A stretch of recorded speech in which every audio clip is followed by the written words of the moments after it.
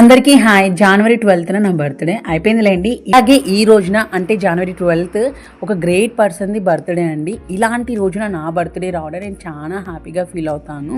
ఇంతకీ ఆ great person ఎవరో మీకు తెలిస్తే కామెంట్ సెక్షన్లో కామెంట్ చేయండి. మీకు ఒక క్లూ కూడా ఇస్తాను. ఇలాంటి గొప్ప వ్యక్తి బర్త్డే సందర్భంగా యూత్ డే అని సెలబ్రేట్ చేస్తారు. ఎవరికైనా తెలిస్తే ఆయనంత గొప్పదాన్ని అయితే నేను కాదు, బట్ నాకు ఉన్న గోల్స్ ని సాధించాలని మీ అందరి విషెస్ నాకు ఎప్పుడు ఉండాలని కోరుకుంటున్నాను. ఇంతకీ ఆ గ్రేట్ పర్సన్ ఎవరో నేను నెక్స్ట్ వీడియోలో చెప్తాను. ఎంతమంది కామెంట్ చేస్తారో చూద్దాము. సరే కానీ మీలో ఎంతమందికి బర్త్డే జరుపుకోవడం అంటే ఇష్టం?